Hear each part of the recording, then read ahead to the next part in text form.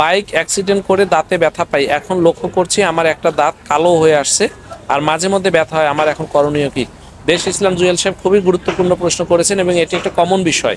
যেহেতু বাইক অ্যাক্সিডেন্টটা আগের চেয়ে প্রচুর বেড়েছে, বিশেষ করে আমাদের ইয়ং ছেলেরা, কোমলমতি ছেলে, কিশোর, যুবক, তারা এই অ্যাক্সিডেন্টে বেশি ক্ষতিগ্রস্ত হচ্ছে এবং তারা একটু শরীরে রোগ প্রতিরোধ ক্ষমতা বেশি থাকায় দাঁতের যে ক্ষতিটা হচ্ছে এটা কিন্তু গুরুত্ব দিচ্ছে না, কিন্তু পরবর্তীতে গিয়ে দেখা যাচ্ছে যে সেটা সিস্ট হচ্ছে, টিউমার হচ্ছে, এমনকি এইখান থেকে বড় ধরনের অসুখ হচ্ছে।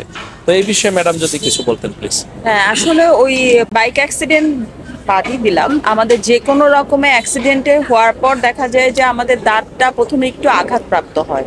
হ্যাঁ, দাঁতটা একটু বাড়ি খায় বা ওইটা একটু ক্ষয় হয়ে যায় বা ভেঙে যায়। এই দাঁতটা ভাইয়া দিনে দিনে দেখা যায় ওই যে বাড়ি খাওয়ার জন্য দিনে দিনে এটার মধ্যে মানে এটা দিনে দিনে ব্ল্যাক হয়ে যায়।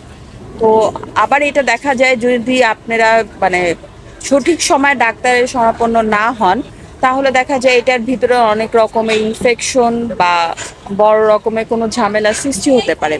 এই জন্য যখনই এটা ডিসকালার হওয়া শুরু করবে বা বাইক অ্যাক্সিডেন্টের বা যে কোনো রকম অ্যাক্সিডেন্টের পরেই দেখা যায় দাঁতটা আপনার একটু ব্যথা হওয়া শুরু হবে, তখনই আপনি ডেন্টিস্টের কাছে আসেন, আমরা একটা এক্সরে করে দেখে এটার সমাধানে আসতে পারবো ইনশাল্লাহ। ধন্যবাদ দেশ ইসলাম জুয়েল সাহেব।